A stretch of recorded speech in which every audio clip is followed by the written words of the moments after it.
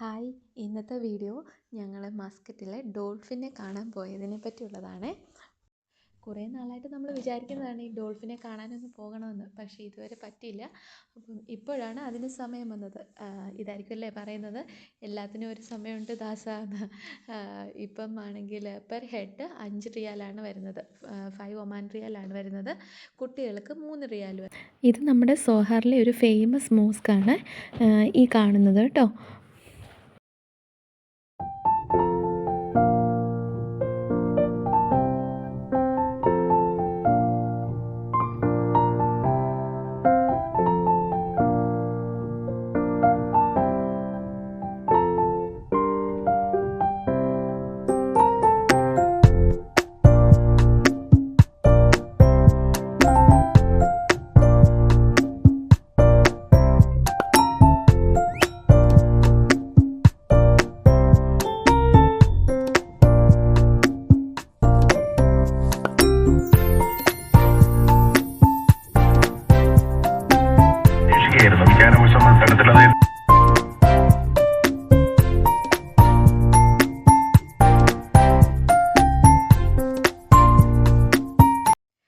ഈ കാണുന്നതാണ് മസ്കറ്റിലെ grand mosque എന്ന് പറയുന്നത്.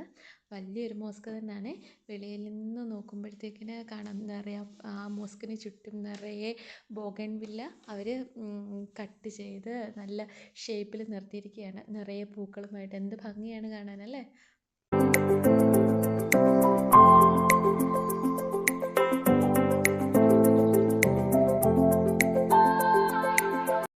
അങ്ങനെ നമ്മൾ ഡെസ്റ്റിനേഷനിൽ എത്തിയിട്ടുണ്ട് കേട്ടോ. അപ്പം വാതിൽക്കൽ തന്നെ സെക്യൂരിറ്റിയും കാര്യങ്ങളൊക്കെ ഉണ്ട്. അവർ വണ്ടി പാർക്ക് ചെയ്യാനുള്ള നമുക്ക് നിർദ്ദേശങ്ങളൊക്കെ തന്നിട്ടുണ്ട്. അപ്പം വിശാലമായ കാർ പാർക്കിംഗ് തന്നെ ഉണ്ട് കേട്ടോ. എത്ര വണ്ടികൾ വന്നാലും നമുക്കിവിടെ പാർക്ക് ചെയ്യാനുള്ള സൗകര്യങ്ങളും കാര്യങ്ങളും എല്ലാം ഉണ്ട് ഇവിടെ.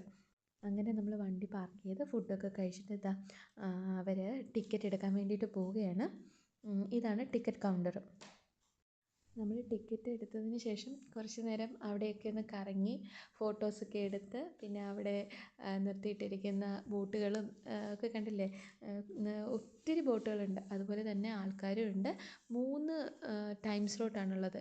മോർണിംഗ് 8 o'clock ഉണ്ട്, പിന്നെ 10 o'clock ഉണ്ട്, പിന്നെ 12 o'clock. നമ്മൾ 10 o'clock സ്ലോട്ടായിരുന്നു തിരഞ്ഞെടുത്തത്. അവിടെ അങ്ങനെ കുറച്ച് നേരം കറങ്ങി നടന്നതിന് ശേഷം നമ്മുടെ ടൈമായി. അതപ്പോൾ നമ്മൾ ആ ബോട്ടിൽ കയറാൻ പോവുകയാണ്. ഈ ബോട്ടിലാണ് നമ്മൾ കടലിലേക്ക് ഡോൾഫിനെ കാണാൻ വേണ്ടിയിട്ട് പോകുന്നത്.